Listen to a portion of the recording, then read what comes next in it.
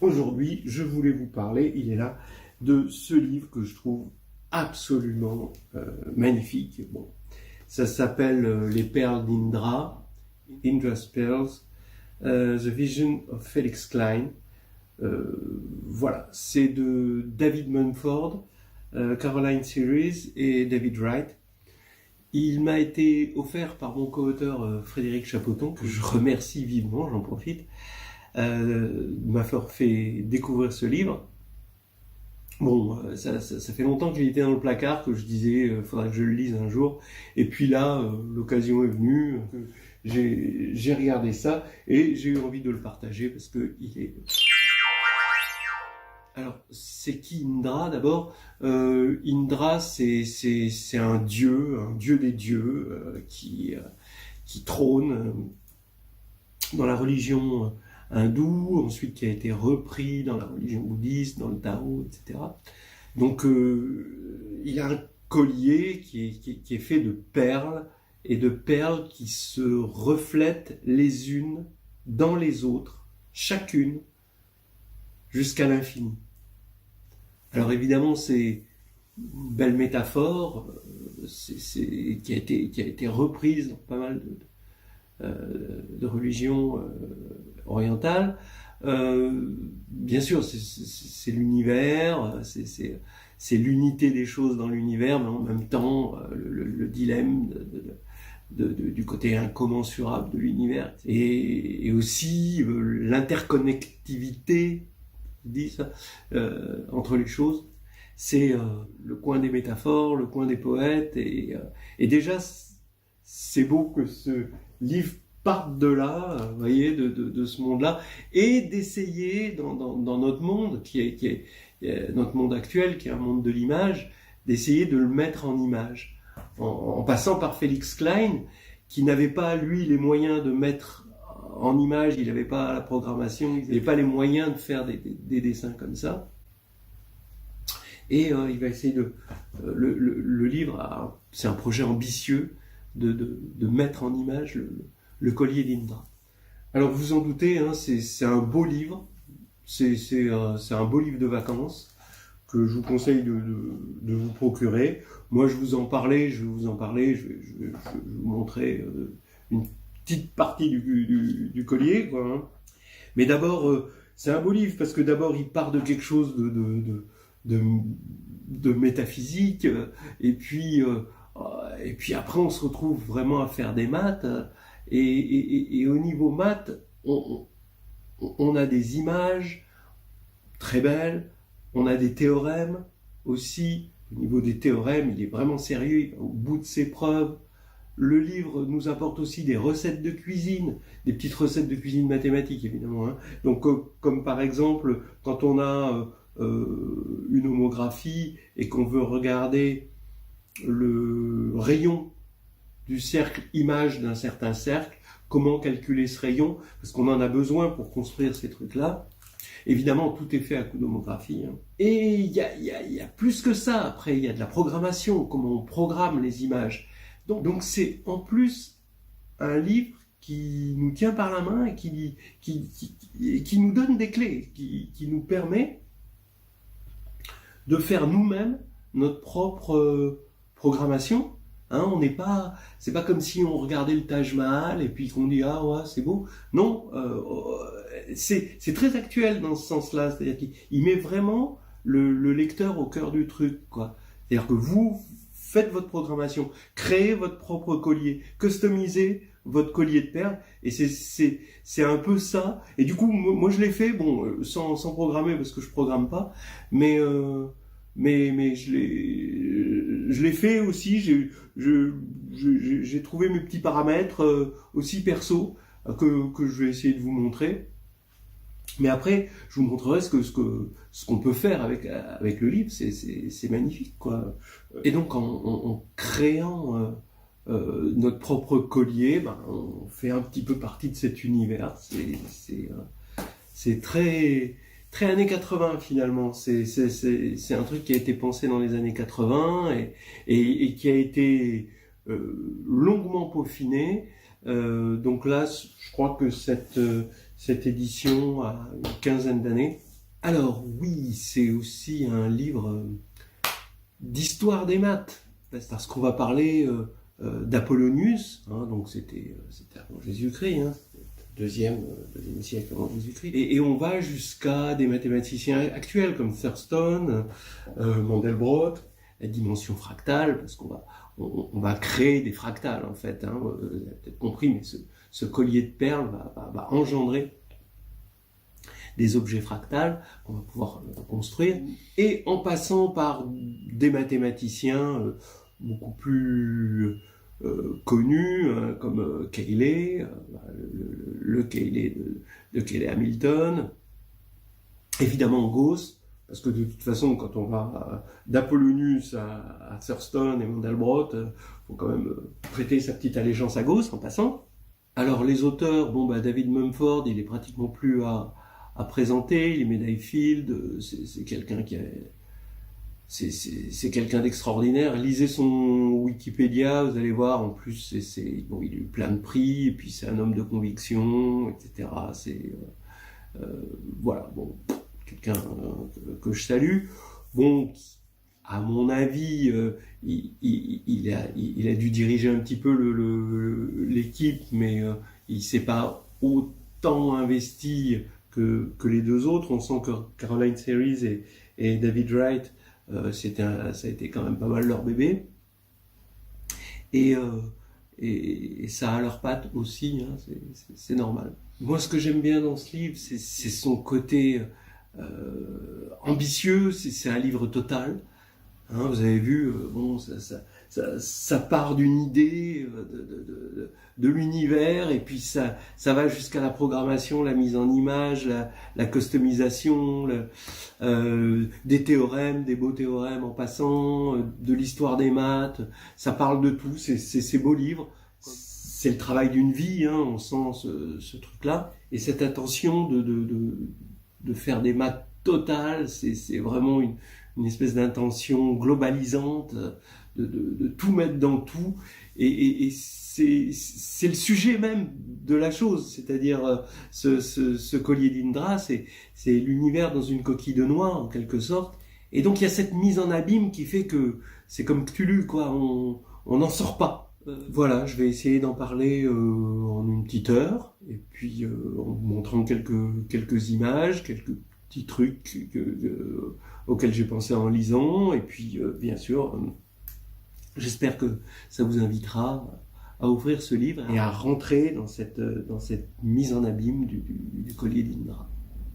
Alors, on va voir d'abord les prérequis. Vous allez voir, il n'y en a pas beaucoup, parce qu'on va travailler dans le plan complexe. Mais c'est quand même bien d'ajouter l'infini. L'infini est un personnage important de l'histoire, parce qu'il va nous permettre de comprendre les cercles ou droites, la notion de cercle ou droite, d'accord. Voilà, l'ensemble des cercles ou droites de C va être noté comme ceci par un C calligraphique. Si vous voulez voir C union infinie sans aller très loin, vous regardez juste une petite sphère et vous mettez l'infini ici en N, comme si c'était le pôle Nord. Et là, les droites, en fait, de C, en fait, vous avez la projection stéréographique qui vous, en partant de N, qui vous aplatit la sphère, vous connaissez ça, et donc qui envoie N, le pôle Nord, en l'infini. Donc on peut voir ce pôle Nord en l'infini, et quand on va prendre la projection stéréographique, tous les cercles, alors ce que j'appelle les cercles d'une sphère, en fait, vous pouvez les voir juste, c'est l'intersection d'un plan qui coupe la sphère avec la sphère. D'accord ? Et donc ça va être des cercles d'une sphère. Et bien, finalement, il n'y a pas tellement de différence entre un cercle qui va devenir une droite et un cercle qui, lui, va devenir un cercle, une fois qu'on l'aura projeté de façon stéréographique. Et voyez qu'une droite, c'est comme ceci, d'accord ? C'est juste un cercle, voilà une droite. Et voilà une autre droite, d'accord ? Donc ça, c'est deux droites séquentes. En fait, elles se coupent en deux points, parce qu'elles se coupent en un point, ça c'est celui qu'on voit dans C, mais elles se coupent aussi en l'infini, puisque une droite, finalement, ça va être un cercle qui passe par l'infini. Donc ça, c'est... Et voilà deux droites qui sont tangentes. Vous voyez, vous avez pris un cercle, vous avez découpé votre sphère en passant par le pôle nord, et puis vous le découpez de sorte à être tangent. Et donc ça, dans C, ça va être deux droites parallèles. Deux droites parallèles, c'est deux droites qui sont... De toute façon, toutes les droites se coupent à l'infini, mais deux droites parallèles, c'est deux droites qui, quand elles vont se couper à l'infini, ça va être tangent. Comme ceci. D'accord ? Voilà. Donc, et encore ça, on n'en a même pas besoin. C'est juste pour avoir une vision intérieure du truc. Parce que très souvent en géométrie, hein, c'est les groupes de transformation. Hein, et on va envoyer des points à l'infini. Ça nous permet de bien comprendre les choses parce qu'on se ramène à des droites et on se ramène à des droites parallèles. Et là, on comprend bien mieux les choses. Alors maintenant, pour les transformations, ça va être le groupe des homographies. Hein, donc une homographie, c'est une application de C. Dans C, c'est une application rationnelle de degré 1, AZ plus B sur CZ plus D, avec ABCD dans complexe, hein, dans C, mais qu'on peut prolonger comme sur C union l'infini, qu'on notera souvent C chapeau, ça veut dire que bon, on lui a rajouté l'infini, d'accord ? Donc ça, c'est la sphère, hein, vous voyez comme la sphère. Alors ici, par exemple, vous le prolongez, moins D sur C, eh ben, va aller vers l'infini. Alors, ce qu'on veut, c'est que AD moins BC soit différent de 0, d'accord ? Et en fait, c'est ça qui va assurer que l'homographie va induire une bijection de ces chapeaux dans ces chapeaux. Alors, ce qui est intéressant, c'est de regarder les homographies de façon matricielle, celle-ci A, B, C, D, parce que quand on va composer deux homographies, eh ben, ce sera juste la représentation, ce sera juste la multiplication des deux matrices. Sauf qu'il faut faire attention par rapport à la représentation matricielle des endomorphismes, c'est que la représentation matricielle des endomorphismes elle est fidèle, mais là c'est pas fidèle. C'est-à-dire que quand vous regardez lambda, donc la diagonale, donc cette matrice scalaire, va correspondre à lambda z sur lambda, donc z donne z, donc c'est l'identité. Donc faut juste faire attention que quand on regarde ces matrices, c'est une façon de regarder les homographies, mais il faut regarder pour cela les matrices modulo les homothéties. Voilà, alors on a donc H qui va agir sur C. D'accord ? Donc ça veut dire que une homographie va envoyer un cercle. Alors, ce qu'on appellera un cercle, quand je dirai maintenant cercle, ce sera toujours cercle ou droite, hein, a priori. Donc, une homographie envoie toujours un cercle sur un cercle. C'est-à-dire que 4 points cocycliques ou alignés vont être envoyés par une homographie sur 4 points cocycliques ou alignés. Voilà. Alors ça se démontre avec le fameux théorème des arcs capables qui avec le calcul complexe, nous donne la notion de birapport et le fait que H préserve le birapport. Voilà. Bon, j'irai pas plus loin, j'ai fait déjà pas mal de vidéos sur les homographies là-dessus, mais bon, on va même pas vraiment s'en servir. Le tout, c'est de savoir que H agit sur C.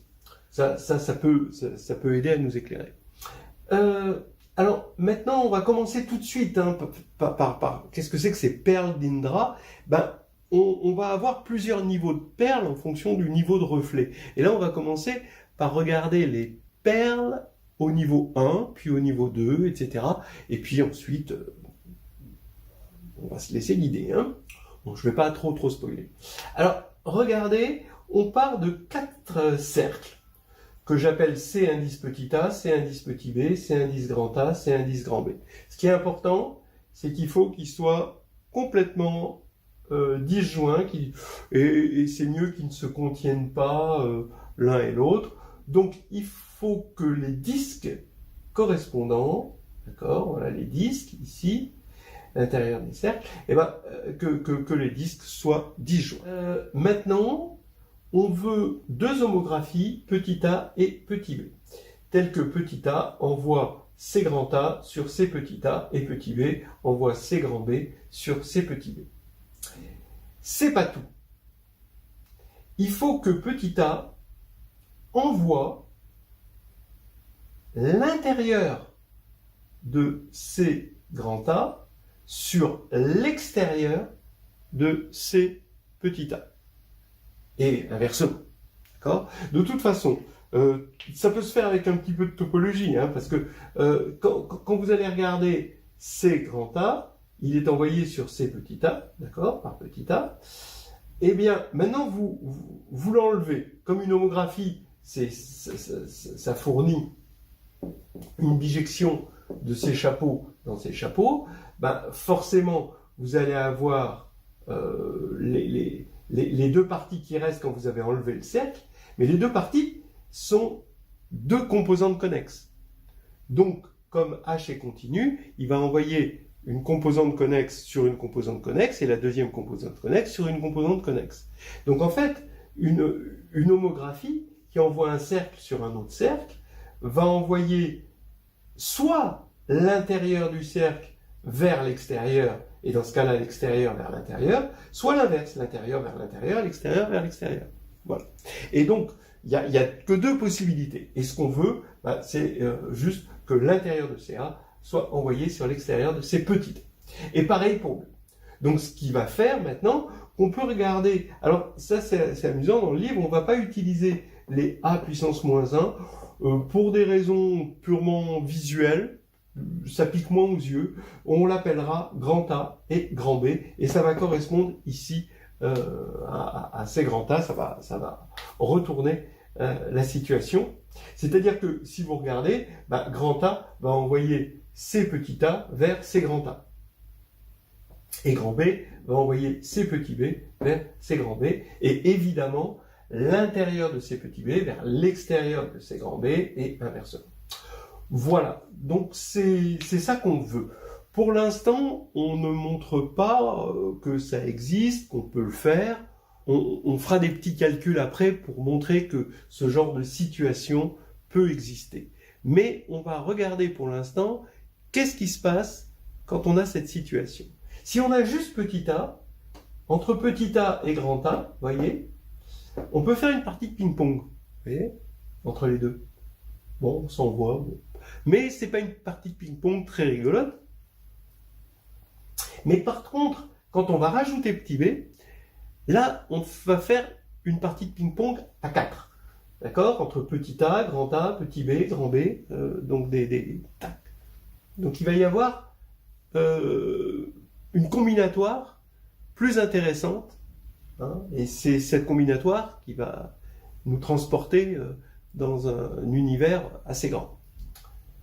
Alors, regardez, ce que j'appelle les perles au niveau 1, bah, ça va être tout simplement DA, c'est-à-dire DA c'est le disque, hein, ici, à l'intérieur, DB, d'accord, il est là, c'est le disque, on peut prendre le disque fermé, hein, D grand A, là, D grand B. Voilà, ça va être les perles au niveau 1. Maintenant, au niveau 2.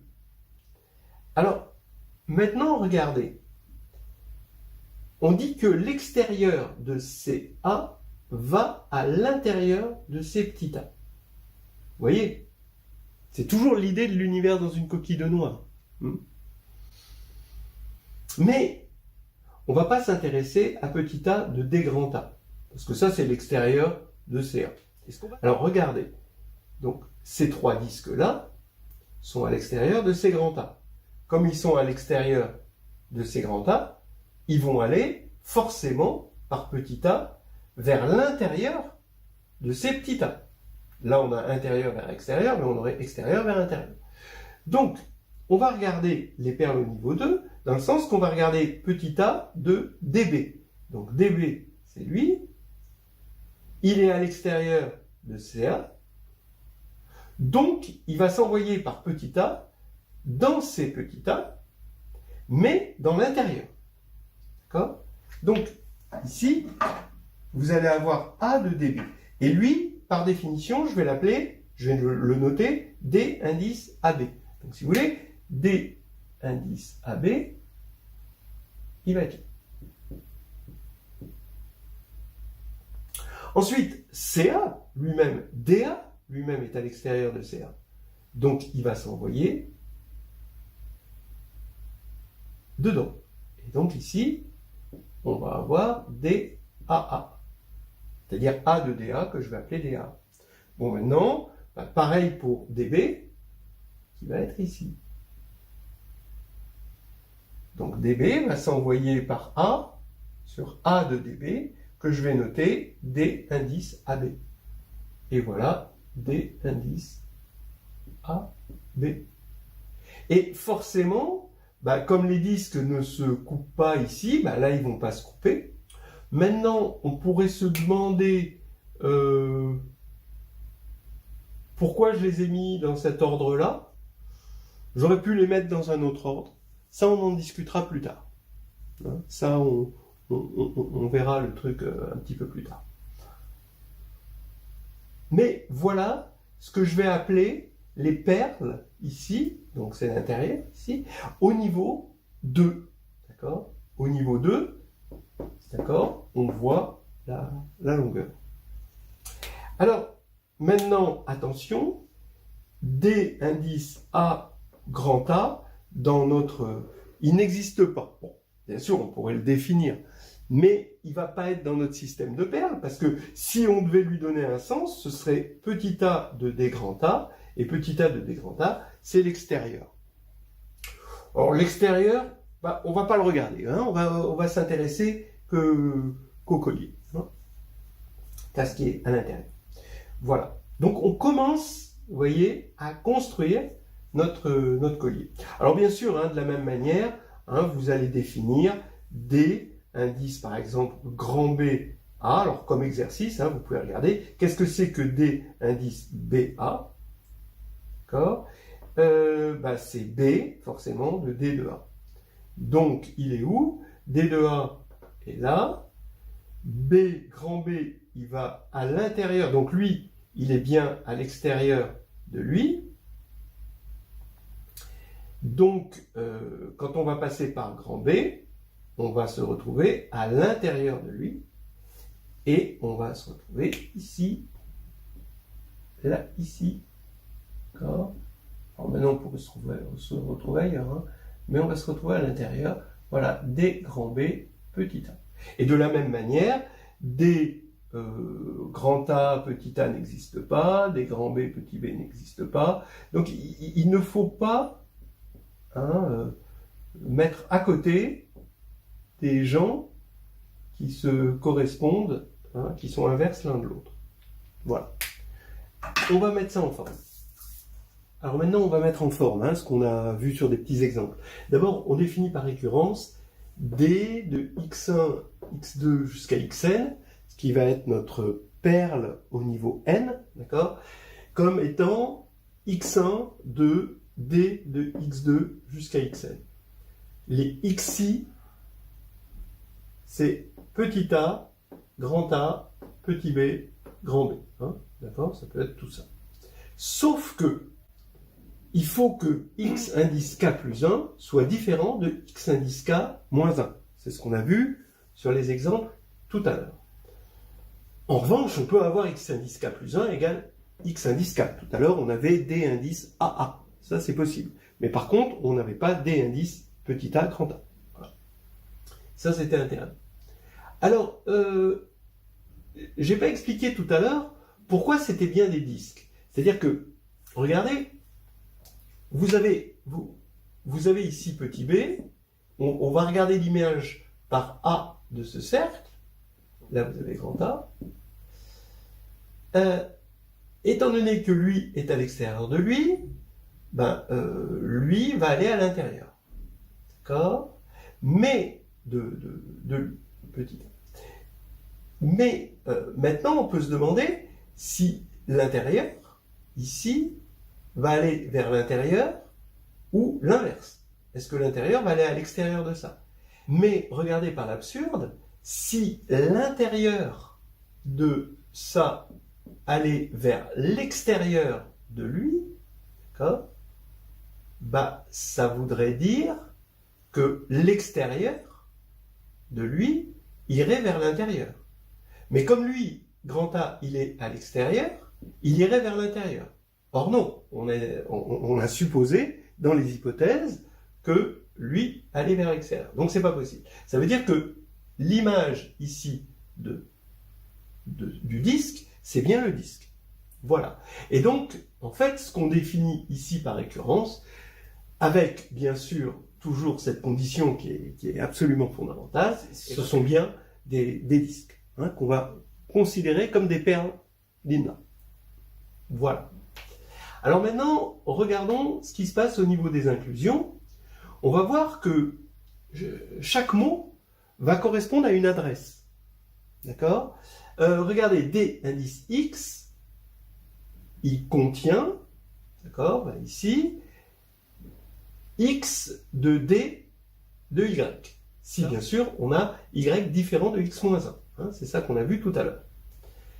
Mais si je vais utiliser maintenant ma récurrence, si à partir du moment où j'ai ça, j'ai que DY qui contient, évidemment, hein, strictement, hein, tout ça c'est des inclusions strictes, puisque lui est inclus strictement dans l'extérieur de grand A, hein, évidemment. Donc là, ça va être, et que c'est l'extérieur de grand A qui est en bijection avec l'intérieur de petit a. Bon, donc c'est forcément strict. Donc on a aussi dy qui contient strictement y, petit y de dz, si on a la même condition, c'est-à-dire y et z ne sont pas inverses l'un de l'autre. D'accord ?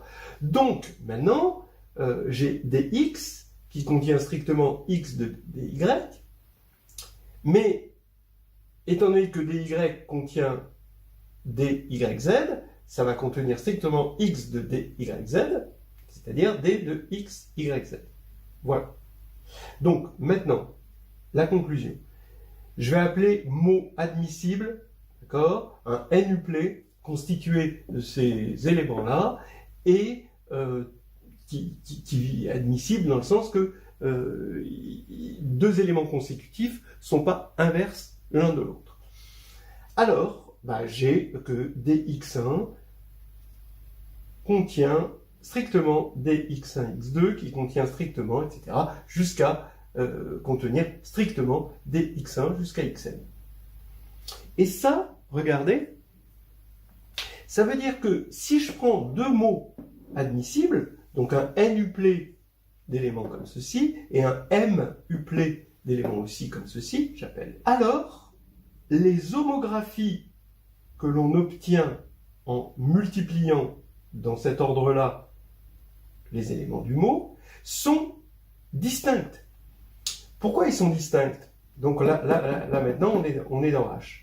Parce que si je prends Z, d'accord, qui n'est ni xn-1 ni xn-1, comme il y en a 4, quand j'en enlève 2, il m'en reste, eh bien, je vois que, à cause de ces inclusions strictes, cet élément-là, qui est x1, xn, appliqué à des z, va être différent de y1, ym, appliqué à des z. D'accord ? Par exemple, hein, si xn est différent de ym, forcément xn de dz va être différent de ym de dz, puisqu'il y en a un qui va être dans un disque, à l'intérieur d'un disque, et l'autre qui va être à l'intérieur d'un autre disque, d'après ça. Donc, finalement, ils ne peuvent pas être égaux, puisqu'ils ils ont des adresses, leur adresse se situe dans deux disques qui sont forcément disjoints. Et par récurrence, on montre, d'accord, que ça, c'est différent. Et si c'est différent, c'est forcément que les homographies correspondantes sont différentes. Alors là, ça devient intéressant. Parce que on va avoir ce qu'on appelle un groupe libre qu'on va voir avec le graphe de Cayley. Alors là, on voit petit a grand B, donc ça c'est une perle, d'accord, qui représente l'image de grand B par petit a, AB, ici c'est l'image de lui là-dedans par petit a, et AA qui est l'image de lui par petit a, voilà. Et là, BA, BB, BA, voilà. On voit commencer à se constituer le collier de perles.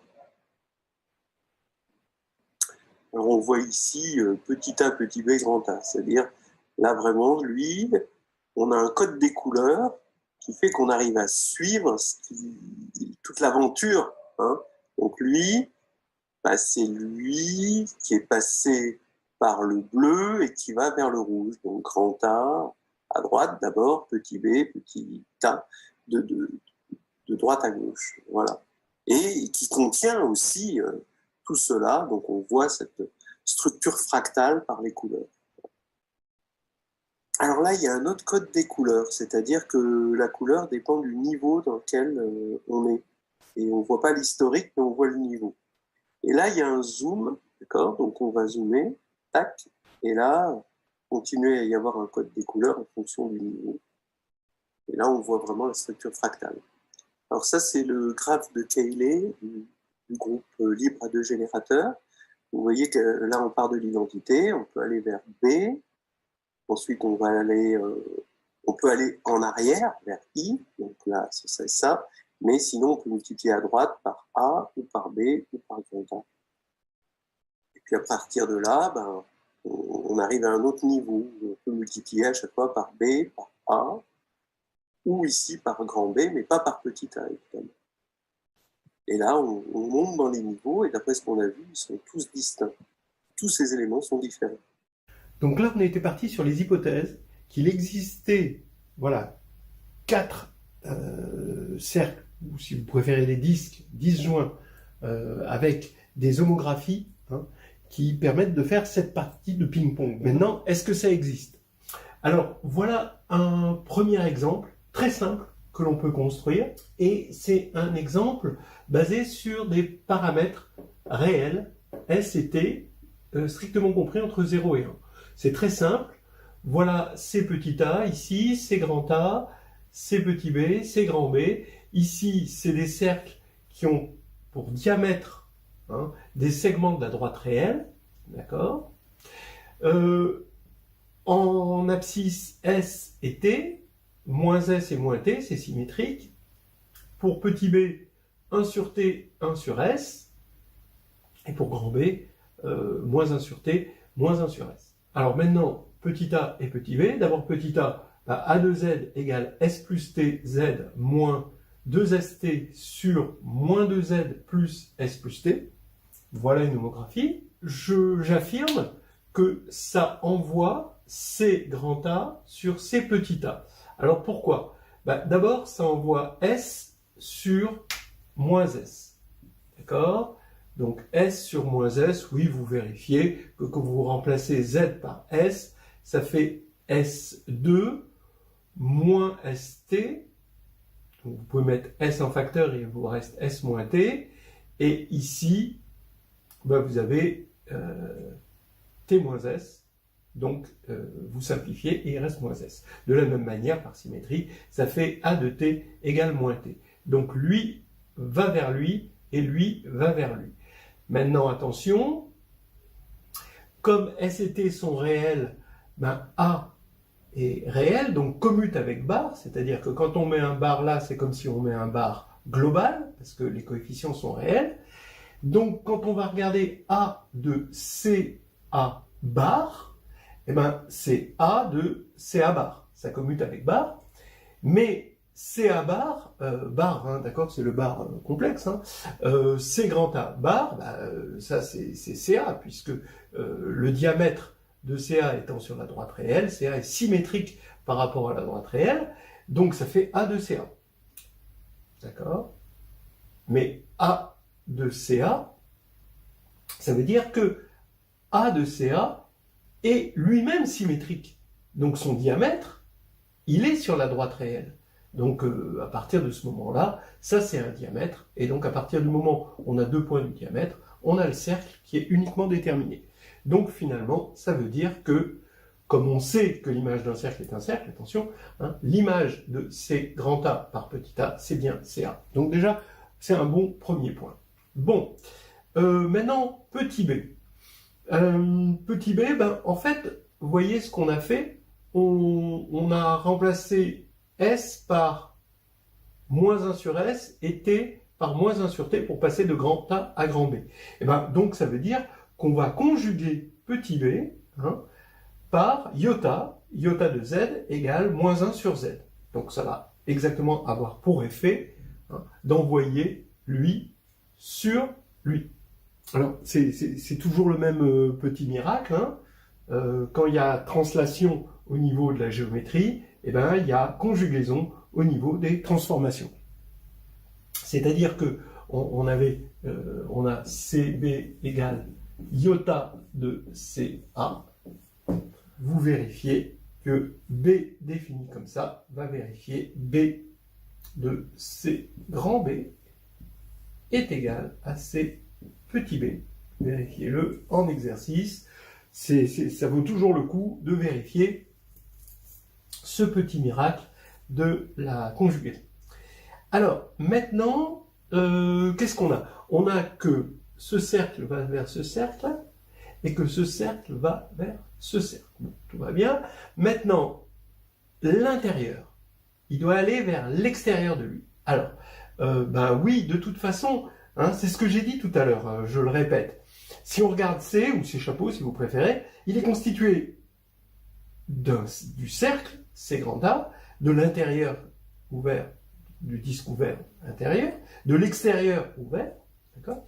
Et pareil pour petit a. Maintenant, comme petit a ici envoie lui sur lui, quand on efface lui, il reste une bijection entre ça et ça. Et comme c'est continu, eh ben ça va envoyer composante connexe sur composante connexe. Donc soit, ça c'est les deux composantes connexes, puisqu'on a enlevé le cercle, il nous reste deux composantes connexes. Donc ça va envoyer une composante connexe forcément sur une composante connexe, et l'autre sur celle qui reste. Eh ben oui, donc il y a deux possibilités, d'accord? Il y a deux possibilités d'échange des composantes connexes. Donc maintenant, pour voir quelle possibilité on a, il suffit de regarder l'image d'un point. Et maintenant, l'image d'un point, je vais prendre S plus T sur 2. Regardez, S plus T sur 2, il est au dénominateur. Donc, il va envoyer S plus T sur 2 vers l'infini. Ce qui veut dire que l'intérieur de grand A va être envoyé vers l'extérieur de C petit a. Voilà. Et donc, finalement, ça va être pareil pour B, c'est même pas la peine de vérifier puisque c'est conjugué, donc il va y avoir le même phénomène, et là c'est terminé, la partie de ping-pong peut commencer, cette petite partie de ping-pong à 4. On a toutes les hypothèses pour que A et B engendrent un groupe libre, qu'on va appeler le groupe de Schottky. On retourne sur nos 4 disques disjoints. Il y a un code des couleurs qui nous permet de comprendre les transformations qui ont amené un disque vers un autre. Par exemple, ici, ce jaune-là, d'accord, ça veut dire qu'il est arrivé de grand B, puis ensuite il est passé par petit a, et ensuite il est passé par petit b. Donc, selon les lois de transformation, on l'appelle petit b, petit a, grand B. C'est ce disque jaune. Pareil, ce tout petit disque, c'est BBB. Là, on ne risque pas de se tromper dans le sens. Alors après, vous pouvez vous exercer sur les autres, mais ce n'est pas difficile. Maintenant, voici un autre code de couleur. Là, le orange veut dire qu'on est au niveau 1. Le orangé un peu jaune, c'est le niveau 2. Ensuite, un peu plus jaune, niveau 3. Et ensuite, on a des plus jaunes, niveau 4. Après, il y a du niveau 5. Alors, les niveaux, c'est dans le graphe de Cayley. Vous voyez le niveau 1, le niveau 2, le niveau 3, et vous pouvez imaginer le reste. Alors, maintenant, on revient sur les 4 disques de départ. Et on se rappelle qu'on voulait créer un collier de perles. Alors là, regardez, entre là et là, le collier de perles, il n'est pas connecté. Bon, c'est normal, puisque ces deux disques ne sont pas connectés. Mais entre là et là non plus, c'est pas connecté. Mais on se dit, ben oui, mais ça c'est normal. C'est encore à cause de l'interconnectivité de l'univers. Puisque ces trois-là ne sont pas connectés, c'est-à-dire qu'ils ne sont pas tangents, ils ne se touchent pas, forcément, ces trois-là, qui sont les images par petit b de ces trois-là, ne vont pas l'être non plus, ne vont pas être tangents. En revanche, on comprend que si on prend les 4 disques tangents, d'accord, c'est-à-dire lui tangent à lui, qui est tangent à lui, qui est tangent à lui, donc ils sont tangents de façon cyclique, alors ça va marcher. Et on va avoir une connexion, d'accord? Alors, Eureka, et on se lance, et maintenant, on va attaquer un joli système connecté. Alors voilà, notre joli système connecté, vous avez vu comme c'est beau, ils sont connectés, et donc ça, forcément, c'est connecté, et ça, c'est connecté, et ça, c'est connecté, et tout. Donc, on se dit qu'on a gagné. Eh ben, non, malheureusement, c'est pas gagné. Regardons ce qui se passe. Là, on a tout bien fait. Hein. On a pris un disque, tangent R à celui-ci, tangent Q à celui-là, tangent P à celui-là, et là, tangent S au premier. Maintenant, quel est le problème? Puisqu'on les a pris tangents, par exemple, ces trois-là sont tangents, et on va regarder l'image par petit a, on va tomber sur ces trois-là. 1, 2, celui-ci il est tout petit, et 3. Ils sont effectivement, comme prévu, bien tangents, comme on voulait. Regardez ici, comme ils sont ces trois-là tangents, l'image par petit a va donner 3 disques tangents. Donc pour l'instant, c'est parfait. Maintenant, ils sont même tangents ici. Alors regardez par exemple, ce Q-là va s'envoyer sur la tangence ici, ce P-là va s'envoyer sur la tangence ici. Maintenant, R. R, il va s'envoyer, forcément comme il est sur le cercle rouge, il va aller par petit a ici, il va s'envoyer quelque part là, d'accord? Et il va s'envoyer donc sur le cercle. Donc ici, il va s'envoyer sur un point du cercle. Mais rien ne garantit que l'image de R soit le point de tangence ici, qu'on a appelé grand Q. D'accord? Alors, vous voyez donc que localement, quand on regarde à l'intérieur de petit a, on a des cercles tangents, mais on n'arrive pas encore à connecter notre collier de perles quand on passe d'un disque à l'autre. Et pour cela, il faudrait que ce cercle-là vienne rejoindre ce cercle-là. C'est-à-dire, ce sera assuré si tous les points de tangence sont envoyés, par exemple, si petit a de R est envoyé sur Q.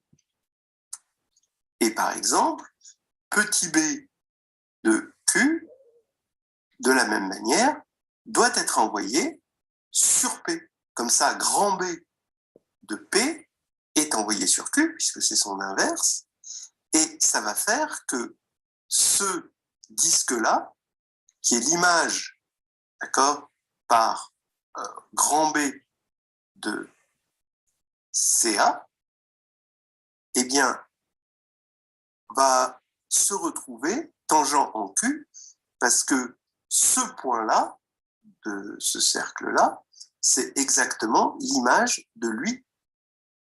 Voilà. Alors, maintenant, on a compris, qu'est-ce qu'il nous faut? Il faut que petit a de R soit égal à Q, petit b de Q soit égal à P, et de même, petit a de S doit être égal à P, et petit b de R doit être égal à S. Et là, on se dit que tout va bien marcher. Donc, voilà qui va rajouter des hypothèses. Je répète ce qui a été dit tout à l'heure.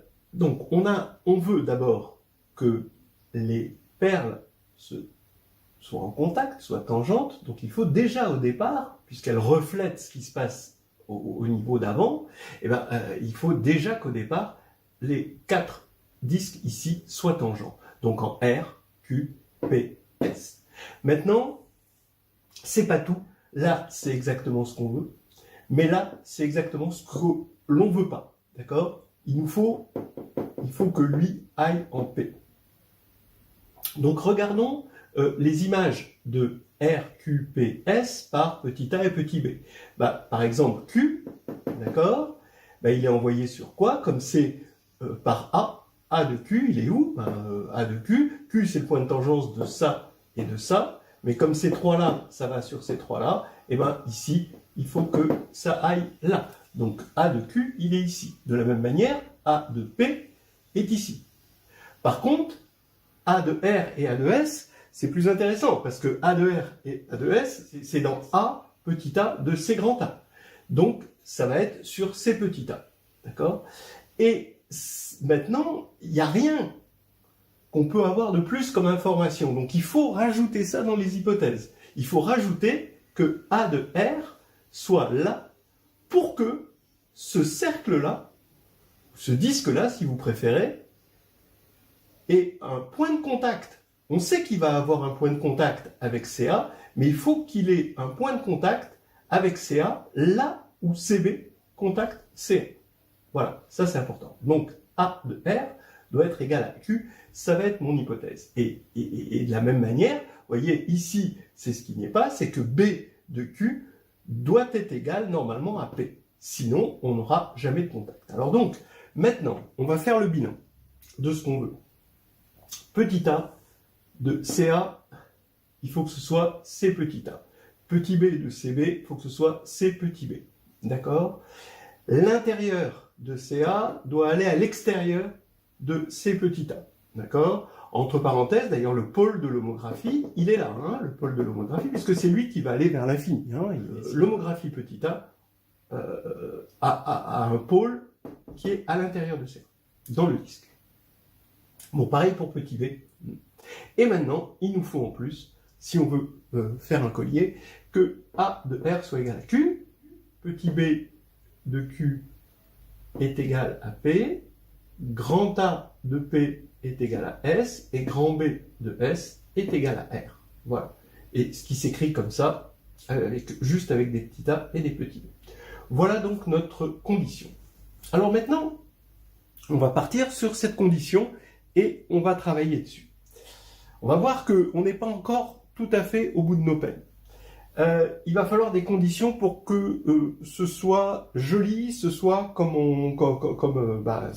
ce que dit le texte sacré de l'Inde antique, que tout cet univers se reflète à l'intérieur de ces perles.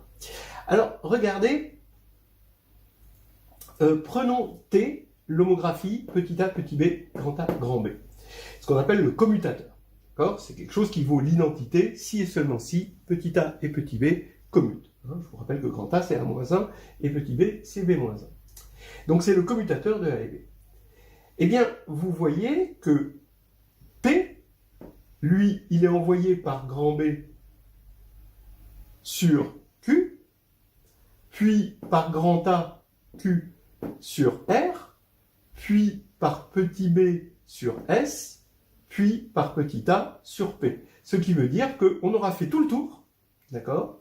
On aura fait du PQRSP, et on sera retombé sur nos pattes, ce qui fait que P est un point fixe de l'homographie T. Alors ça, c'est vraiment intéressant, d'accord? C'est un point fixe du commutateur, ça, faut le garder en tête, parce que des points fixes, une homographie, elle n'en a que deux, ou une, si on compte l'infini, évidemment, en plus, si on compte l'infini.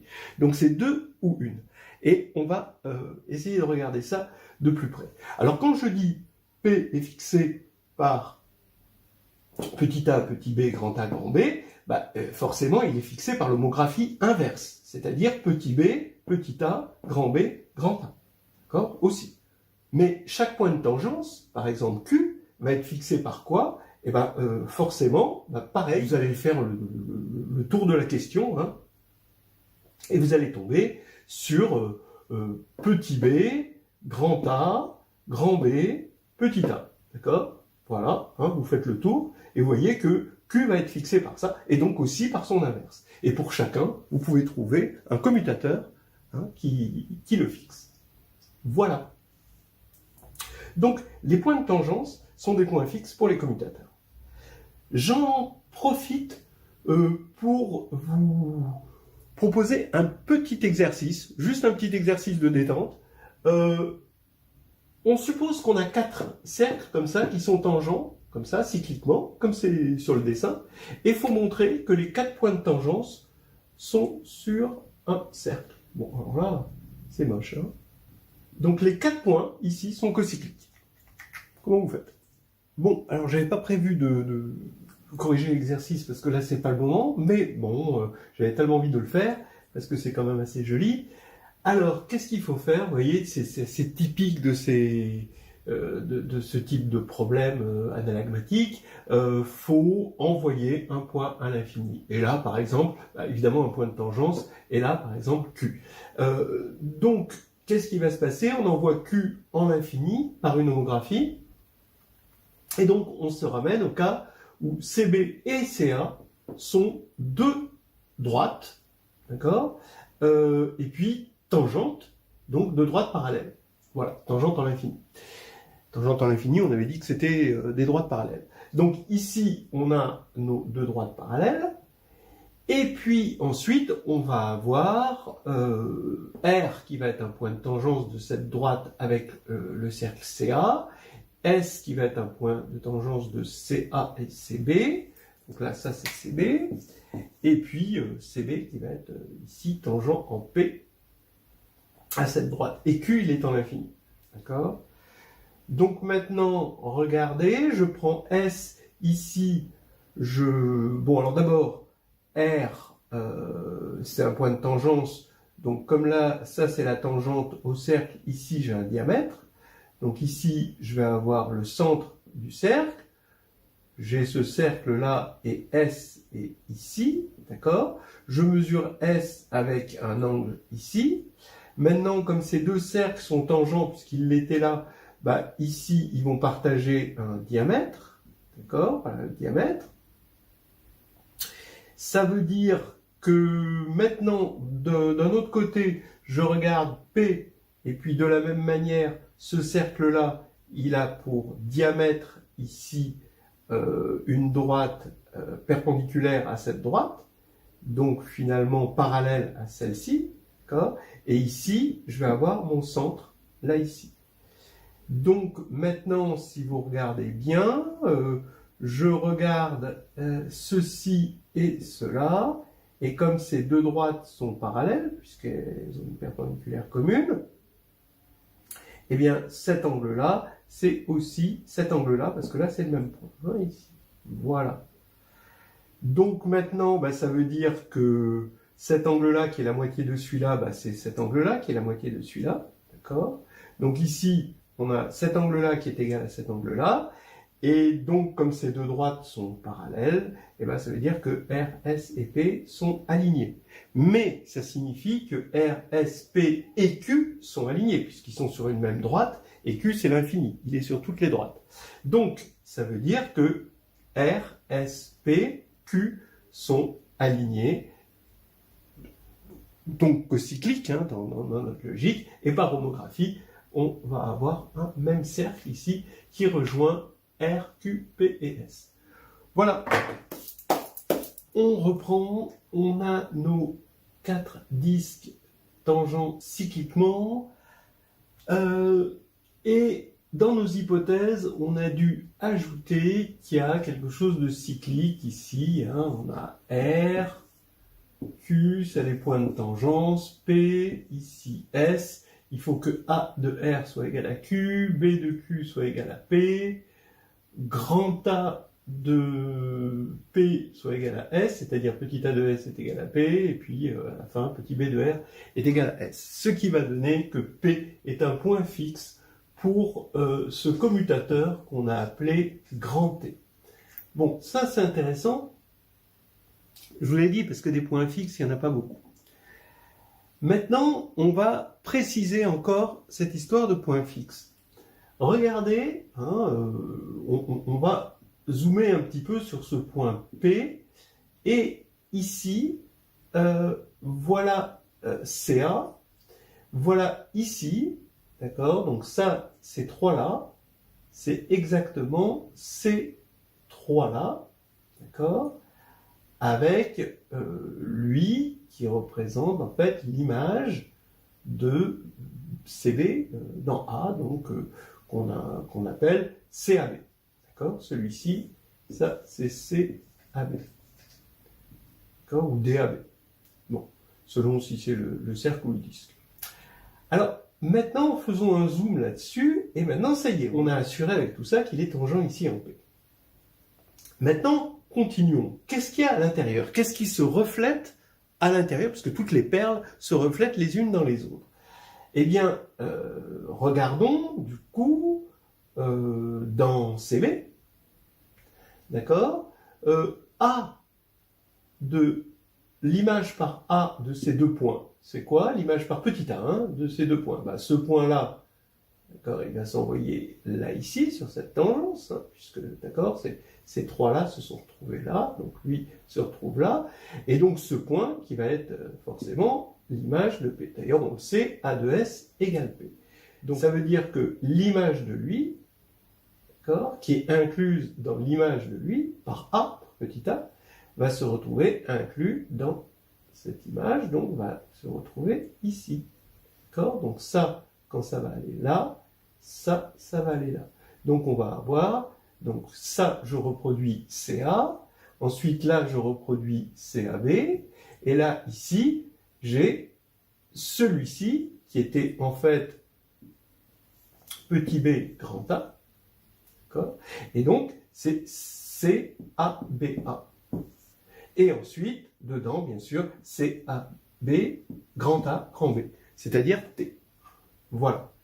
Et là, on voit que, alors maintenant, on va sauter des étapes, d'accord? Donc, à chaque fois qu'on a un nouveau cercle autour de P, c'est qu'on est passé par tout le tour, en fait. Vous voyez, vous avez un effet miroir circulaire. Et donc maintenant, je l'ai appelé T. Donc maintenant, je vais regarder tous les T, parce que T, je sais qu'il fixe P. Les autres ne fixent pas. Hein. C'est T qui fixe P, évidemment, on l'a vu ici. Alors là, on a P qui semble être non seulement un point fixe, mais vous voyez dans la dynamique, on regarde CT, CT2, après CT3, etc. On voit que P, c'est un point fixe, mais un point fixe attractif. Voilà. Donc, P est un point fixe attractif pour T. Alors ça, c'est important, d'accord? Parce que c'est une précision, hein, quand même. Mais il y a encore mieux, il y a encore beaucoup, beaucoup plus fort qui va élaguer, en fait, la situation. C'est que si on regarde de l'autre côté, au lieu de regarder ce qui se passe à l'intérieur de celui-ci, on regarde ce qui se passe à l'intérieur de celui-ci, eh ben, on va avoir la même dynamique, mais pour T-1. C'est-à-dire, on est dans C, ça c'est CBA, à l'intérieur, on va avoir CBA grand B, etc., à l'intérieur, et là, on va avoir C, alors bon, je ne le dessine pas parce qu'il est trop petit, mais l'équivalent ici, c'est CBA grand B grand A, qui est égal à T-1. Et donc, là, je l'avais dit à un moment, mais quand même, on a fait un choix un peu inconscient, mais j'ai dit qu'on allait en reparler. C'était d'avoir dit, ces trois-là vont se retrouver là-dedans, dans le même ordre, ici. Et du coup, ça a transformé nos dessins, et on se retrouve dans cette situation, mais on a fait une hypothèse inconsciente. Voilà.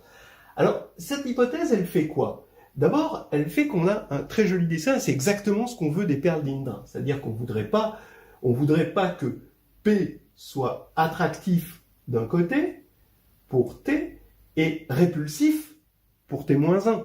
Parce que ça reflèterait pas, ce serait pas joli. Donc, on veut que P soit attractif des deux côtés.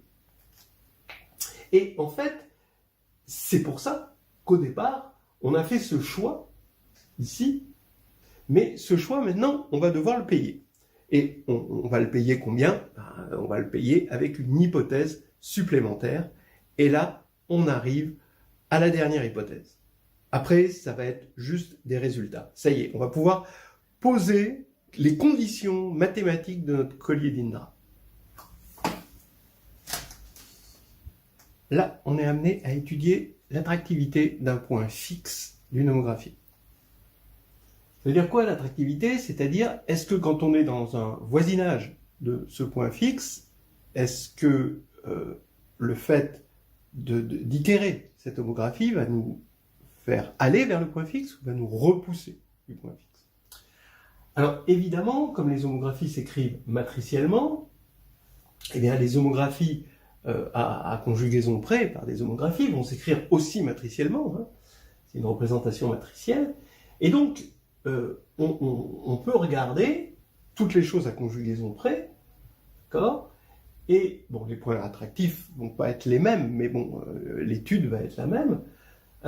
Ici, ABCD, donc on rappelle qu'ABCD, c'est une matrice juste inversible, à coefficient complexe, va être semblable soit diagonalisable, une matrice comme ceci, soit une matrice où c'est pas diagonalisable, soit c'est diagonalisable, soit c'est pas diagonalisable. Et dans ce cas-là, ça veut dire qu'il y a une racine double, et ici, vous pouvez mettre un 1. Ça, vous savez ça très bien. Ça veut dire qu'au niveau des homographies, Z va s'écrire alpha Z sur bêta. Bon, alors comme c'est inversible, alpha et bêta hein, sont non nuls. Donc de la forme KZ avec un K complexe, hein, c'est alpha sur bêta.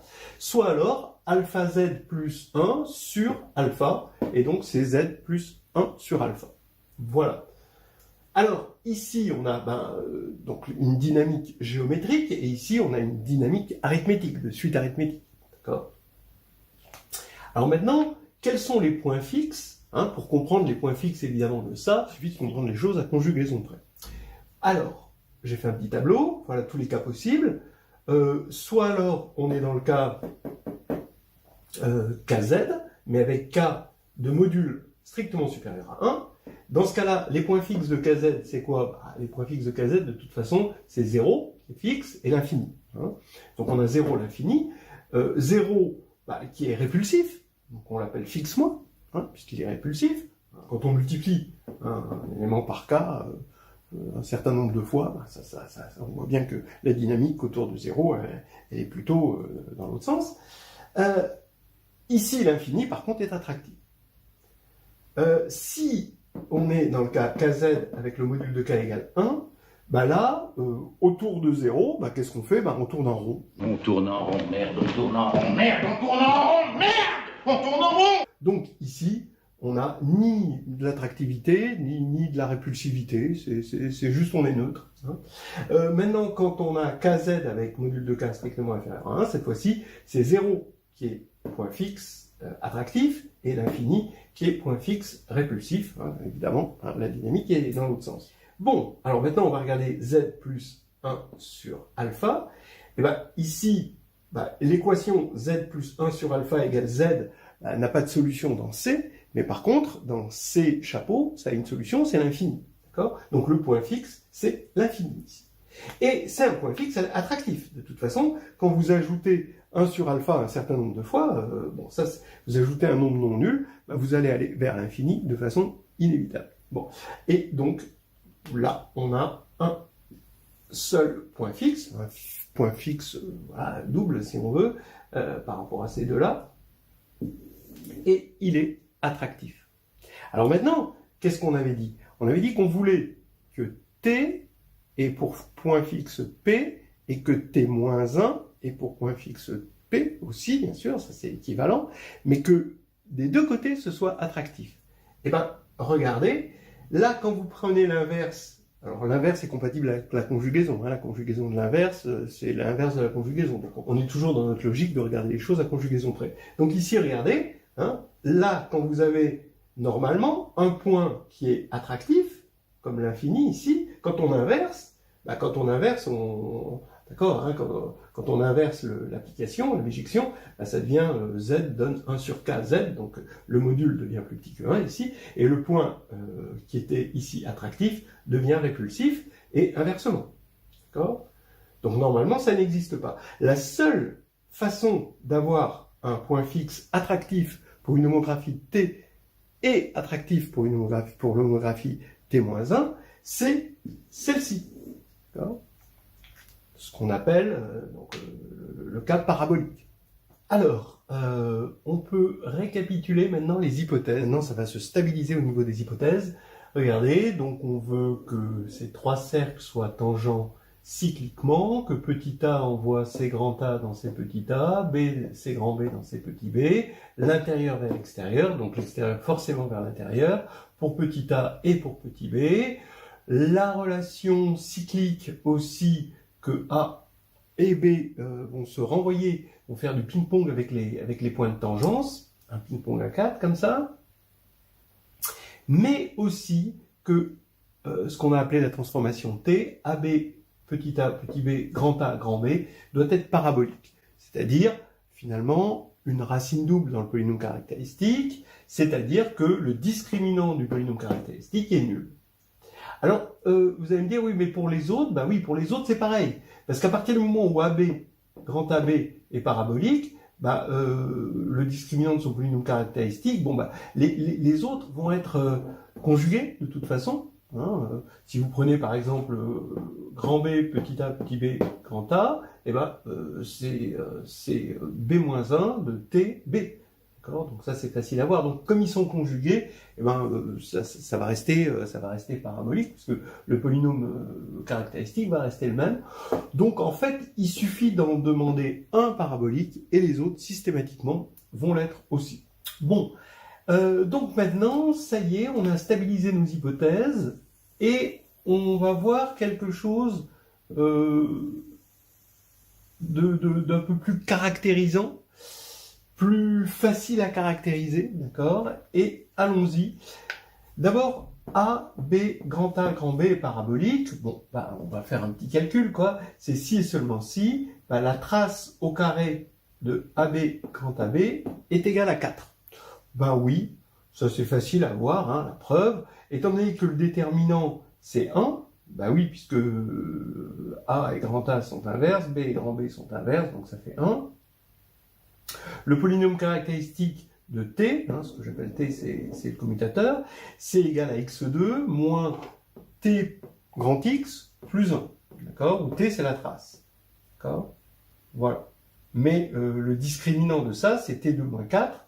Donc, on veut que ce soit parabolique, donc on veut que delta de qui soit égal à 0. Donc ça fait T2 égale 4. Mais maintenant, mieux, il y a une proposition, parce que, en fait, bon, voilà quoi. En général, un commutateur, s'il est parabolique, alors il doit vérifier ça. Mais un commutateur dans cette situation-là, là ici, va faire que AB, grand AB, est parabolique si et seulement si la trace du commutateur est égale à moins 2. Donc il y a uniquement moins 2 qui va être possible. On va voir que la trace du commutateur égale 2 est une chose impossible avec ces hypothèses. Alors, on va montrer par l'absurde que ça, c'est pas possible, avec les hypothèses qu'on a faites sur A et B.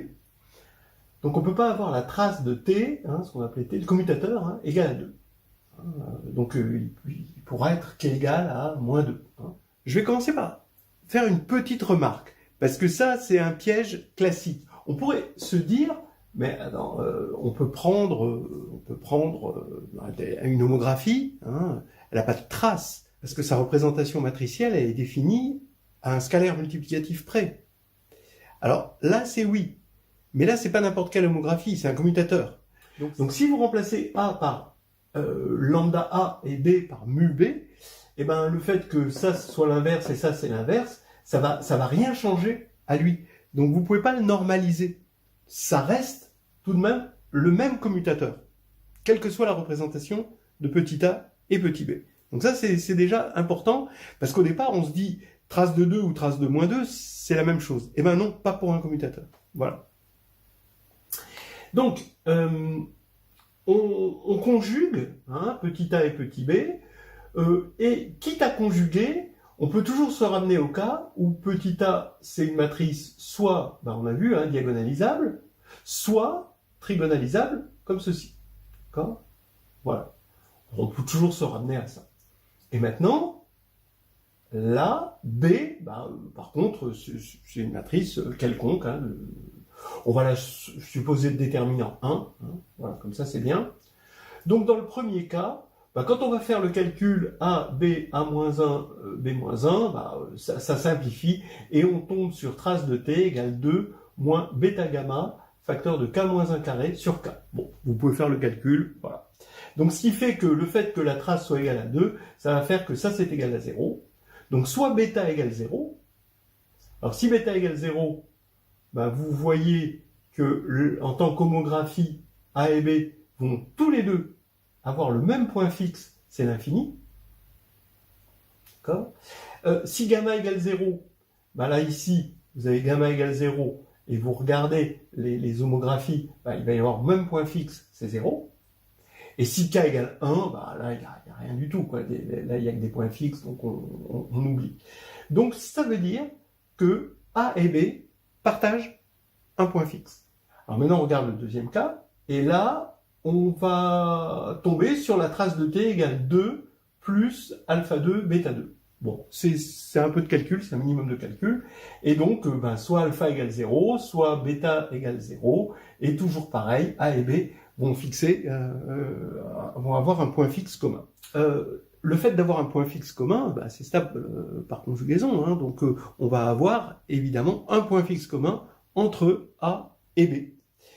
Et ça, c'est pas possible, parce qu'on a vu que T, il avait un unique point fixe P.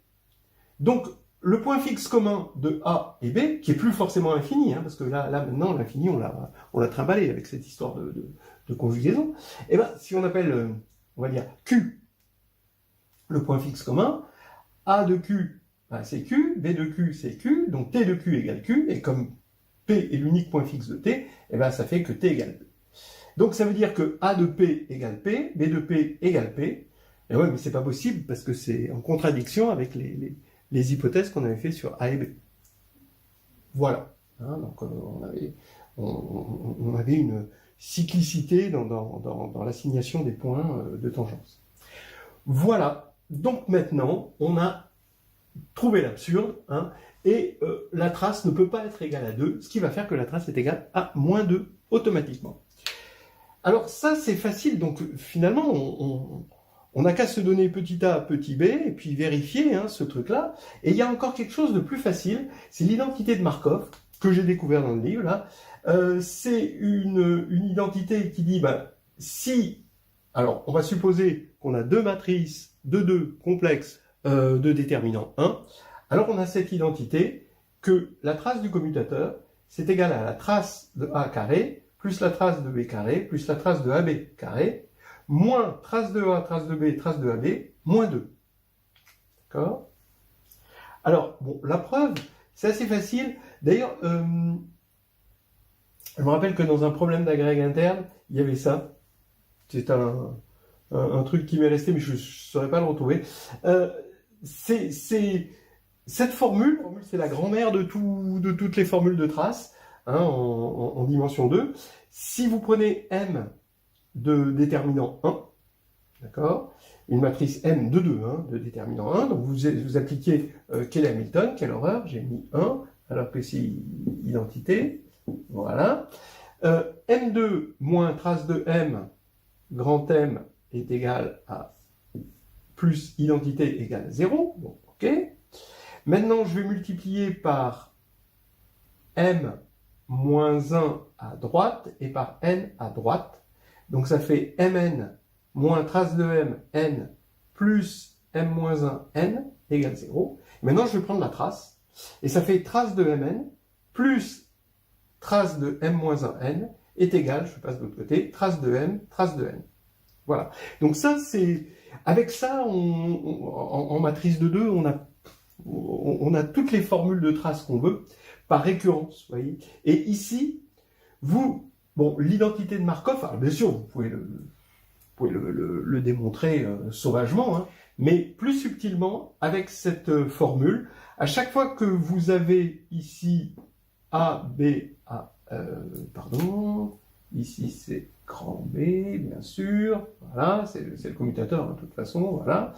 À chaque fois que vous avez là un produit, donc vous commencez par remplacer ça, cette trace, vous remplacez petit a par a-1. Donc ça va faire grand A. Et donc ensuite, vous allez continuer, vous allez réappliquer la formule plusieurs fois, et vous prenez une large feuille, et puis vous descendez, vous allez voir, c'est assez agréable, hein, je vous gâche pas le plaisir, et vous montrez cette formule, à la fin, vous avez ça. Hein, vous simplifiez au fur et à mesure. Évidemment, vous utilisez le fait que la trace et vérifie trace de AB égale trace de BA, voilà, l'invariance par conjugaison, etc.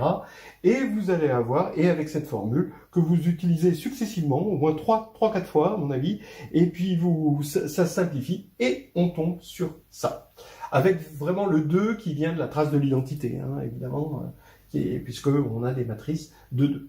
Voilà, donc maintenant, regardez, c'est simple, c'est-à-dire que nos histoires de parabolicité, je ne sais pas si ça se dit, le fait que t soit parabolique et du coup que tout, ça va se montrer vraiment très facilement avec des calculs complètement bateaux, puisqu'il suffit que la trace ici soit égale à -2, ça veut dire que on arrive à trace de A, trace de B et trace de AB doivent vérifier l'équation x2 plus y2 plus z2 moins x, y, z égale 0. Et ça, c'est une équation qu'on rencontre souvent en mathématiques, aussi dans les équations diophantiennes. Voilà, c'est tout simple. Ça y est, maintenant, on a tous les outils de calcul pour mettre en place ce qu'il faut, et puis ensuite pour pouvoir faire des dessins, et déjà faire des calculs dans des cas simples, et puis ensuite, dans les cas compliqués, utiliser la machine et utiliser le programme. Alors, on va continuer sur le collier d'Indra. Là, maintenant, on en est à un stade où on a défini des règles, un petit peu géométriques, mais aussi pas mal algébriques, pour construire ces colliers, et on va pouvoir maintenant jouer avec les paramètres. Et ça, c'est ce que j'adore en maths, quoi. C'est le jardin des délices. Donc, allons-y. On va partir de la règle, c'est-à-dire on part de cercles. Bon, là, c'est des cercles et droites. Donc, je prends vraiment le plus simple possible, de sorte à ce que ce soit tangent, puisqu'il faut que ce soit tangent. On prend Q égale -1, on prend donc cet axe perpendiculaire, ça c'est l'axe des réels, hein, on est dans le plan complexe. On prend ce cercle qui prend son diamètre sur la droite réelle, entre -1 et 0. L'autre cercle symétrique entre 0 et 1, et là on prend la droite y égale 1, voilà. Ce qui fait qu'on a des points de tangence Q égale -1, R égale 0, S égale 1, et comme on a le parallélisme ici, P égale l'infini, on va dire que C petit a c'est ça, c'est grand B, c'est grand A, c'est grand B, c'est petit b, et on veut que A de R égale Q, donc A de 0 est égal à -1, donc déjà ça veut dire que le rapport ici doit être égal à -1, ensuite A de S égale P, donc A de 1 égale infini, donc ça veut dire qu'il y a un pôle en 1, donc ici je vais mettre -z plus 1, et ici je mets -1, voilà. Et donc maintenant j'ai un degré de liberté. C'est ça mon jeu avec les paramètres, c'est ça mon degré de liberté. Pareil, B de Z, je veux que B de R soit égal à S, B de Q soit égal à P, et j'ai bêta Z plus 1 sur Z plus 1 avec un paramètre bêta. Maintenant, je veux que ces cercles s'envoient l'un dans l'autre. Bon oui, ça va s'envoyer l'un dans l'autre parce que je vais prendre alpha et bêta réels. Donc ça veut dire que un cercle de diamètre sur la droite réelle va être envoyé sur un cercle de diamètre sur la droite réelle, ça on l'a déjà vu, c'est facile à voir avec la barre invariance. Donc avec l'image de 2 points bien choisie, on voit bien que le cercle est envoyé sur l'autre cercle, donc ça va vérifier les axiomes. Alors ensuite, il faut que l'intérieur de l'un aille vers l'extérieur de l'autre. Donc par exemple, 1,5, vous voyez, qui est ici, entre 0 et 1, doit être envoyé par petit a, mais à l'extérieur de CA. Donc ici, sur cette partie-là. Donc quand on va prendre 1,5, on fait alpha de 1,5, ben, on trouve alpha moins 2, donc il faut que ce soit supérieur à moins 1. Et pareil, B de moins 1,5 doit être inférieur à 1. D'accord? Pour que CB aille à l'extérieur, l'intérieur de CB aille à l'extérieur de CB. Donc ici, ça fait que on va prendre alpha supérieur à 1 et bêta aussi supérieur à 1. D'accord? Voilà. Donc des petites choses. Et là, ça y est, on a réglé toutes nos histoires. Maintenant, non, pas tout à fait. Vous avez vu qu'il faut trace de A carré plus trace de B carré plus trace de AB carré égale ceci, trace de A, trace de B, trace de AB. Donc c'est l'identité des traces de Markov. On calcule ça, hein, on calcule avec les traces, avec AB, hein, donc les matrices alpha, moins 1, moins 1, 1, ici bêta, 1, 1. Et quand on a ça, on a une belle simplification. Et ça exige que alpha soit égal à bêta. Voilà. Donc, bon, on y va. Alors, on peut le faire aussi, c'est assez simple pour le faire aussi directement. Et quand alpha égale bêta, d'ailleurs, AB, grand A, grand B, égale cette matrice-là, qui est clairement parabolique. Bon, alors, ça c'est juste pour le signaler, hein. C'était une vérification. Alors maintenant, si on n'a pas envie d'avoir des droites, on conjugue ici par cette matrice-là. Donc on va tout conjuguer par cette matrice-là, donc ça va nous donner une homographie, hein, qui va envoyer ces 4 cercles-là sur ces 4 cercles-là. D'accord? Donc ça veut dire que ici, on va avoir C petit a, C petit b, C grand A, C grand B. Voilà les points P, Q, R, S. Alors vous voyez ici, en fait, cette homographie, bon, c'est un peu inspiré de ce qu'on appelle la transformation de Cayley. Hein. Donc ça envoie la droite réelle sur le cercle unité. C'est vraiment la transformation qu'il faut bien connaître. On va les normaliser, hein, là, évidemment. Il y en a des plus simples, hein, des transformations. Mais là, je voulais que les cercles soient sur les axes OX, OY. Voilà. Parce que sinon, ça aurait été plus simple si on avait tourné ça d'un quart de tour. Alors, voilà donc la figure une fois qu'on a normalisé. Maintenant, les transformations A et B, une fois qu'on a conjugué par ça, ça donne cette formule. Alors, je vous rappelle que alpha est égal à bêta à cause des contraintes. Ça y est, on a nos contraintes. Et là, maintenant, on va pouvoir jouer sur ce paramètre avec alpha strictement supérieur à 1. Alors, j'ai mis A avec des plus et B avec des moins. Voilà, on a ça. On peut s'amuser à construire notre collier de perles. Voilà, donc on déclare les jeux ouverts. On va pouvoir jouer avec les paramètres et se faire un peu plaisir. Donc là, on a alpha égale 3.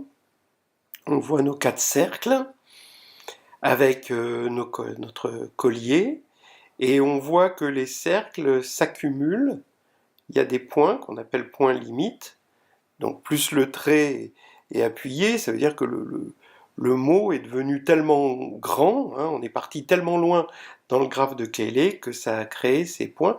Alors ici, on a ces points limites P, Q, R, S, T, mais évidemment, ils se reflètent aussi dans les autres, évidemment en plus petit.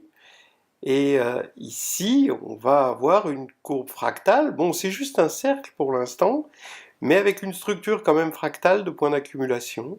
Hein, donc ça, c'est assez joli. Alors après, on change, et là, on change le paramètre alpha, et on voit qu'on n'a plus un cercle.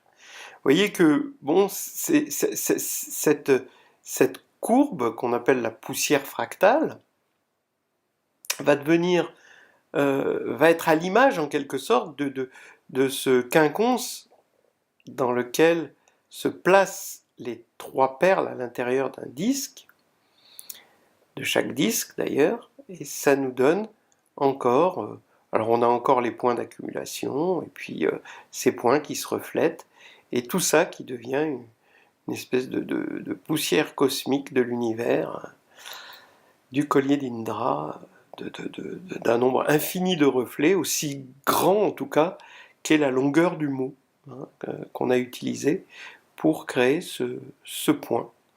Alors on voit à la fois le collier et toutes ces images. Alors là, c'est plus avec la même paramétrisation, mais c'est une paramétrisation encore déformée, avec un autre paramètre. Et ce qui est intéressant, c'est qu'ils ont utilisé ce code des couleurs qui voit les niveaux, c'est-à-dire la longueur des mots. On a orange quand on a une longueur 1, et ce orangé quand on a une longueur 2, etc. Et après, on voit qu'on arrive vers un jaune, vers un bleu, on atteint ces points d'accumulation, c'est très très joli. Et au final, on va s'intéresser que dans cette poussière fractale, quoi. Ce qu'on appelle les points limites, ce qui correspond à ce qui se passe quand le mot a une longueur qui tend vers l'infini. Ces points limites. Regardez bien cette courbe-là, comme elle est à l'image du collier initial. Alors, c'est maintenant que ça décoiffe. Donc, on va jouer avec les paramètres, mais pour jouer avec les paramètres, il va falloir s'abstraire de la géométrie, laisser tomber les cercles et ne garder que les transformations A et B. Donc, ce qui nous intéresse dans cette histoire, ce sont les points limites qu'on a vus tout à l'heure, et ces points limites peuvent se dispenser des cercles de départ, CA, CB, etc. Pourquoi? Parce que on va prendre un point, un point qui est suffisamment loin de tous ces cercles. Donc on enlève les disques, d'accord? On enlève les disques et on va chercher un point, d'accord, à l'extérieur du disque, ce qu'ils appellent le fromage, parce qu'ils pensent à un gruyère. Donc cet ensemble F comme fromage, on va chercher un point là-dessus et on va itérer, on va prendre un mot très long avec des petits A et des petits B, des grands A, des grands B, un mot admissible, et on va appliquer à ce point ce mot avec un mot assez long. Et si on doit bien regarder, au bout d'un moment, de toute façon, immédiatement, il va se retrouver dans un des disques, le point, et puis ensuite, il va se retrouver dans des disques de plus en plus petits. Ça, c'est une formule qui donne sur le rayon de l'image d'un cercle. Et on se rend compte que si on a pris un point suffisamment loin du pôle de l'homographie, mais le pôle, de toute façon, il est circonscrit, d'accord ? Le pôle de petit a, il est dans le disque des grands A. D'accord ? Ça, c'est clair par définition. Donc, quand on prend un point qui est dans le fromage, il va se retrouver loin du pôle, et à chaque fois, par récurrence, il va toujours se retrouver assez loin du pôle. C'est pour ça qu'on a pris des mots admissibles. Et en fait, le rayon, on voit qu'il va diminuer de façon, selon une suite qui est bornée par une suite géométrique de raison strictement inférieure à 1. Donc les cercles, c'est ce qu'on a vu, les disques dans lesquels se trouve un point, ça va être de plus en plus petit, et quand le mot est assez long, ça va nous faire un point, d'accord ? Alors ça dépend de notre rétine, de ce qu'on est capable de distinguer comme point, mais c'est pas la peine de prendre un mot infini, un mot assez long va suffire pour créer un point. Et si vous prenez un autre point de départ, étant donné que ils étaient tous les deux dans le fromage, donc l'extérieur de ces disques, ils vont se retrouver tous les deux très très proches à la fin, à cause de cette suite bornée par une suite géométrique, qui tend très rapidement vers 0. Donc ils se retrouvent très très proches, et notre œil ne va pas faire la différence. Donc on prend n'importe quel point, assez loin, et là, on va se retrouver avec un point. Donc, on va assigner à un mot admissible un point. Et l'ensemble de ces points qu'on va créer, bah, ça va nous donner cette courbe fractale, d'accord, qu'on a vu un peu tout à l'heure. Mais vous voyez bien que là maintenant, on peut s'abstraire des cercles de départ. Il suffit de se donner A et B, de donner des règles sur A et B. Alors bien sûr, on est étonné, on se dit, mais attendez, il y avait des règles et là maintenant, il y a plus de règles. Et ils disent, voilà, ok, mais comment ça marche? C'était rassurant là, ce rétrécissement, ces petits disques, mais là, en l'absence de ces cercles, on risque de se retrouver dans le chaos. The code is more what you call guidelines than actual rules. Welcome aboard the Black Pearl, Miss Turner. Ça, c'est des idées de Thurston dans les années 80. Ben oui, mais il y a une question qu'il faudrait se poser. Quand on a construit A et B, on a construit une machine. Et les ingénieurs, par exemple, qui font le design d'une voiture de sport, est-ce que vous pensez que d'abord, ils testent la voiture, d'abord ils font du 5 km/h, ensuite du 10 km/h, ensuite du 20 km/h, etc. Non, ils la poussent à fond. Et bien, notre machine, c'est exactement ce qu'on va faire. Donc là, voilà quoi, le champ des possibles, et on va le parcourir. Let's go wild.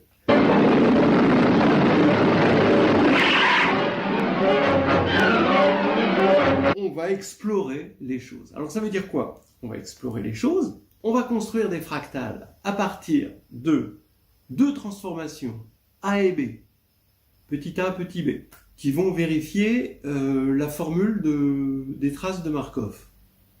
D'accord? Et puis ensuite, on va faire des expériences, allez, et puis on va obtenir, on va créer des mots avec ces A et B, on va chercher l'image d'un point assez loin des pôles, et puis ce point va créer une assignation entre des mots et des points d'un fractal, et on va voir cette magnifique poussière fractale se dessiner. Ça va nous faire des dessins qu'on peut colorer en fonction de la taille du mot, etc. Voilà. Après, c'est pas tout, quoi, parce que il y a des problèmes de comment on va trouver petit a, petit b. Et puis après, il y a des problèmes purement techniques du dessin, où là, il y a une astuce avec ce qu'ils appellent le code DFS. Donc ça, j'ai pas trop compris le code DFS, mais ça, c'est un problème de programmation pour éviter des petites moisissures dans le dessin, d'après ce que j'ai compris. Voilà, alors maintenant, on va regarder quelques possibilités pour petit a et petit b. Voilà, donc maintenant, on embarque sur le Black Pearl. Il n'y a plus de règles. En fait, on ne garde que les règles algébriques et on balance les règles géométriques. Voilà, comme ça nous permet de faire du calcul, et comme ils disent, j'adore cette phrase, « The problem with this approach is that it is just too time consuming to set up the circles and maps which pair them. Free-spirited play shouldn't be ruined by too much preparation. » Voilà, donc ça prend trop de temps de gérer à la fois les cercles et puis les applications qui les envoient les unes dans les autres. Et les jeux d'un esprit libre ne devraient pas se gaspiller avec autant de préparation. Donc, welcome aboard. Donc, voilà les nouvelles règles. On va fixer TA, TB dans C. On veut l'identité des traces de Markov. Donc on veut on construit TAB, T indice AB, qui va être une des deux racines, a priori 2, de x2 moins TATBx plus TA carré plus TB carré. Ce qui va faire que on aura TA carré plus TB carré plus TAB carré moins TATB TAB égale 0. Voilà, donc c'est ça qu'il nous faut. Et maintenant, on veut une matrice A qui a pour trace TA, une matrice B qui a pour trace TB, et de sorte à ce que AB a pour trace TAB. Voilà. Donc ça, c'est une grosse équation. Et après, on en trouve des solutions. Voilà. Alors, en voilà une. Alors, A n'est pas présenté, parce qu'il est un peu compliqué. Mais par contre, voilà AB. D'accord? Il y a un paramètre Z0, d'accord, qui vient intervenir. Et B. Donc A, ben, évidemment, hein, on fait AB fois l'inverse de B pour l'obtenir. Mais là, c'est un petit peu compliqué. Donc, vous voyez, B est particulièrement simple. Hein, c'est TB moins 2i sur 2, TB sur 2, TB sur 2, TB plus 2i sur 2. Donc, il a bien pour trace TB. Là, ça a bien pour trace TAB. D'accord?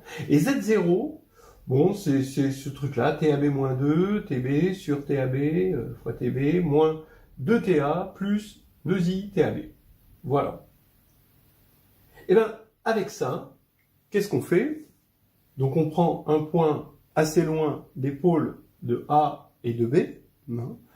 Et ensuite, donc on prend ce point, on construit des mots W, donc on prend ce point qu'on va appeler X, on construit des mots W avec petit a, petit b, petit a moins 1, petit b moins 1, ou grand A, grand B si vous préférez, des mots admissibles, assez longs, et là, on regarde W de X, et on crée un point. Après, on se balade sur le graphe de Cayley, et en se baladant sur le graphe de Cayley assez loin, hein, d'accord, avec des mots assez grands, eh ben, on crée autant de points pour créer notre poussière fractale. Voilà, c'est une poussière fractale qu'on obtient. Alors, sachant que si on a Y, un point qui est proche de X, alors forcément, W de X va être proche de W de Y, à cause de ce problème de rayons, de cercles qui forment une suite géométrique dans la dynamique des transformations. Voilà. Alors, bien sûr, parce qu'on a pris ces objets assez loin et que par récurrence, ils vont se retrouver dans des endroits assez loin. On vérifie même pas ce truc-là. On est dans des mathématiques plus pragmatiques, où on se dit, ben, il y a un domaine, on faisait attention à tout ce qu'on faisait, et là maintenant, ben, voilà, c'est ça, on prend notre Ferrari, et puis on la pousse à fond, et on se fiche les limites de vitesse. Voilà. C'est une façon de faire. C'est une façon de faire, c'est drôle. Donc voilà, c'est ce qu'on avait obtenu tout à l'heure, c'est ce qui se passe quand on prend TA égale TB égale 3. Là, on change un peu les paramètres, vous voyez, on change les curseurs. On a 2,7, regardez ce que ça donne. Là, ici, avec 2,2 pour TA encore égal à TB. Et là, ce qui est étonnant, c'est quand on prend égal 2, et là, on tombe sur un objet d'Apollonius qui s'appelle la baderne d'Apollonius. Voilà la baderne d'Apollonius avec les 4 cercles tangents. Là, cette fois-ci, il est possible de trouver des cercles tangents. Bon, même si un cercle, c'est une droite, hein, évidemment. Petit a, petit b, grand B, et puis tous les points de tangence. Donc on voit un petit peu là ce qui se passe sur ce très joli dessin. Et voilà, toujours la baderne d'Apollonius, avec, on voit les cercles tangents, hein.